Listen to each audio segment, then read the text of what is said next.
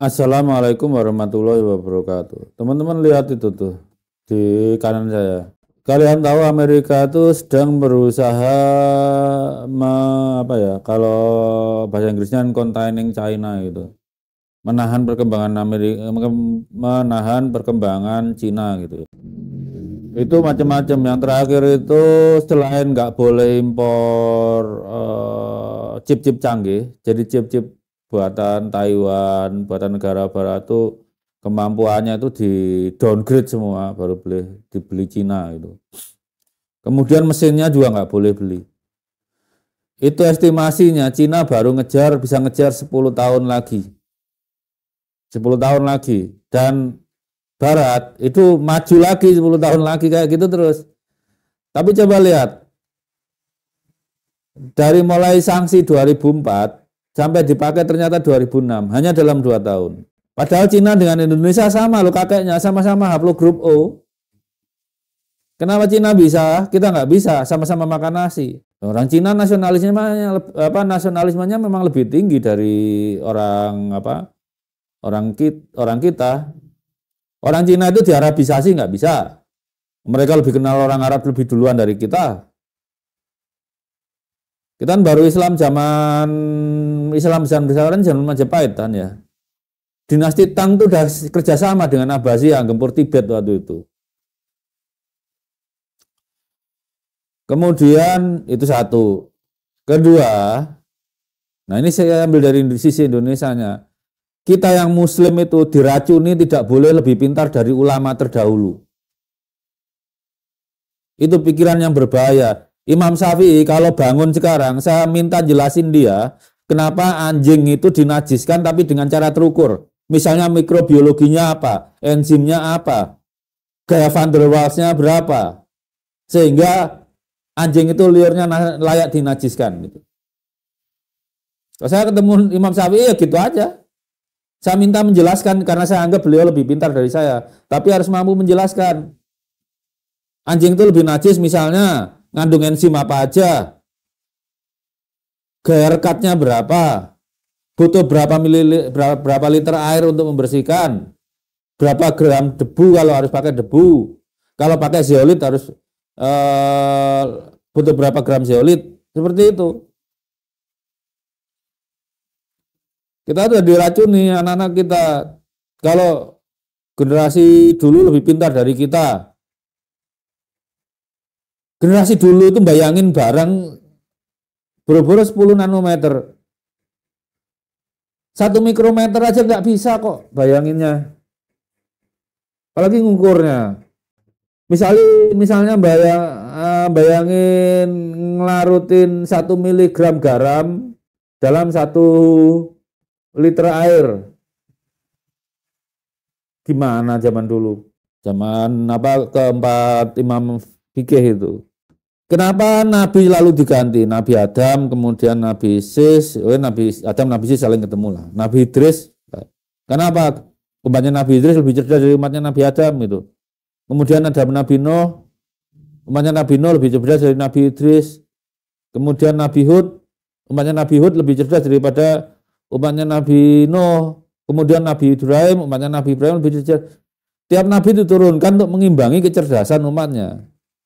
Karena sekarang itu Rasulullah sudah nggak ada, Rasulullah beri wasiat.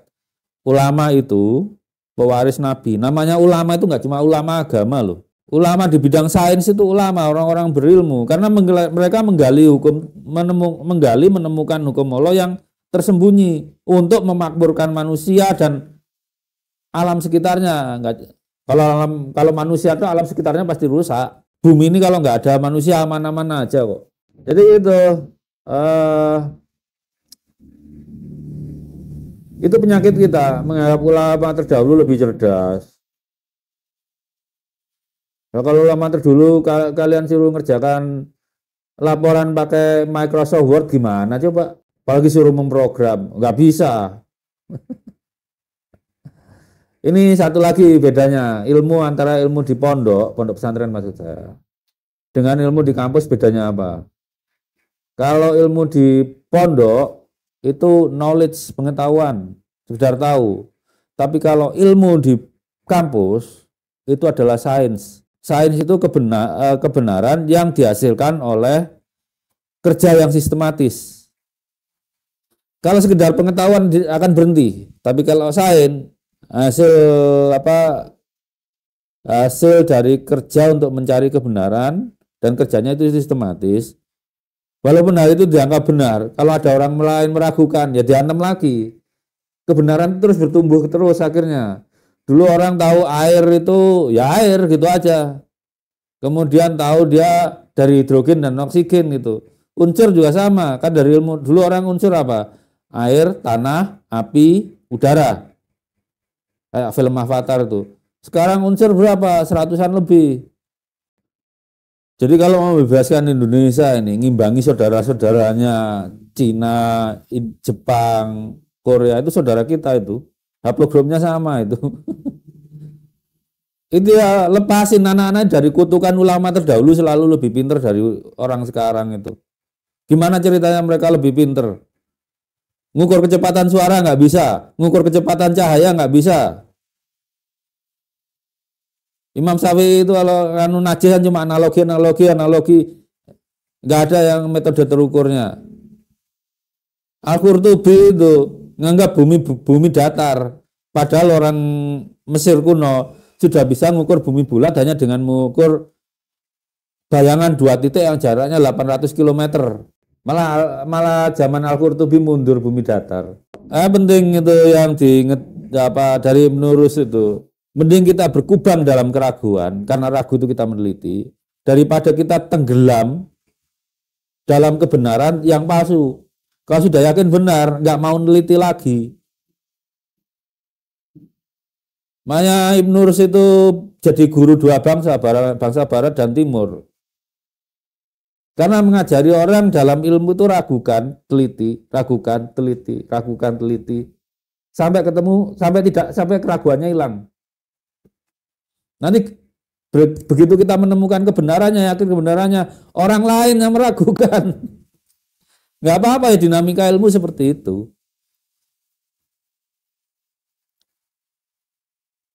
Ya itu saja dari sedikit kenapa bedanya ini loh di sini.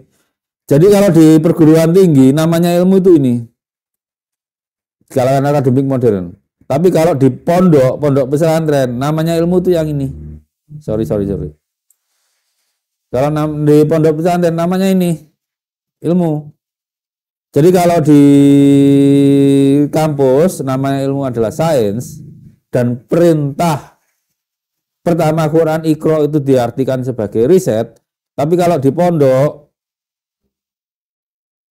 namanya ilmu itu knowledge, pengetahuan. Iqra itu ya terjemahkan membaca, bukan riset. Baca doang. Yang dibaca apa? Ya kitab.